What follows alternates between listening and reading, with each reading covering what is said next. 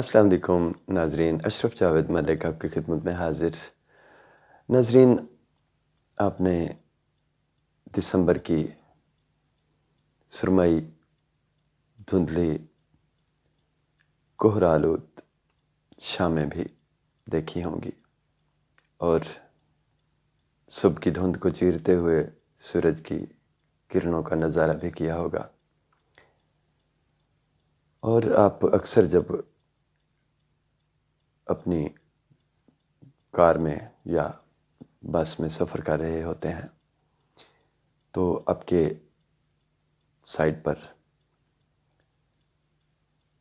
شیشے کے اوپر کوہر جمی ہوتی ہے، آپ اس پر انگلیوں سے کچھ لکھتے بھی ہیں اور بعض اوقات ہاتھ سے اس نمی کو میٹ کر باہر کا نظارہ بھی کرتے ہیں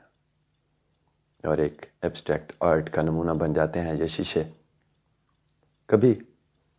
ہم بھی یونیورسٹی جاتے ہوئے ایسے ہی کیا کرتے تھے۔ کیسے دن تھے،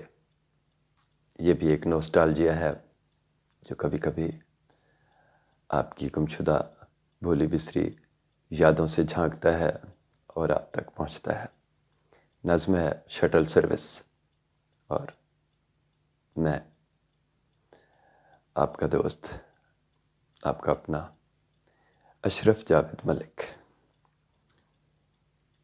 صبح کی پہلی ساعت کی آغوش میں گم، صبح کی پہلی ساعت کی آغوش میں گم، شہر کی بھیڑ کو چیر کے وقفہ وقفہ آگے بڑھتی بس کے دھندلے شیشے پہ ایک ناداں لڑکے کی سوچوں کا عکس، روپ کبھی آواز کی لو میں روشن ہوتا تھا، جذبوں کی خوشبو میں بھیگے بھیگے لفظ انگلی کی ہر پور سے یوں برآمد ہوتے تھے، سب نظریں ان میں اپنا اپنا عکس تلاشا کرتی تھیں، سورج کی روپہلی کرنوں کی تصویر تراشا کرتی تھیں، ڈھلتے لہجے کے سرتال میں بجتے زخمی شعر ایک مانوس سماعت کی خوشبو کو چوما کرتے تھے۔ ہاں، کتنا جھوما کرتے تھے، آواز کے بہکے جنگل میں ہر وقفہ ڈوبا کرتے تھے، ہر لمحہ تقدیر کے پھیلے صفحوں کی ترتیب میں جھوما کرتے تھے۔ وہ لڑکا بھی کیا لڑکا تھا جو گھنٹوں بولا کرتا تھا،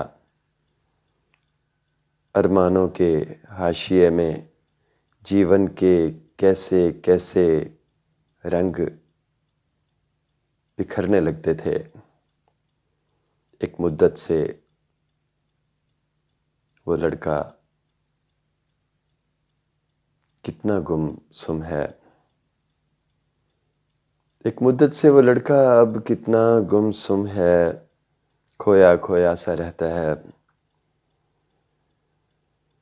ماضی کے بند دریچوں سے اب کوہر ہٹایا کرتا ہے اور اپنے آپ میں دیر گئے تک دھند کی صورت گرتا ہے۔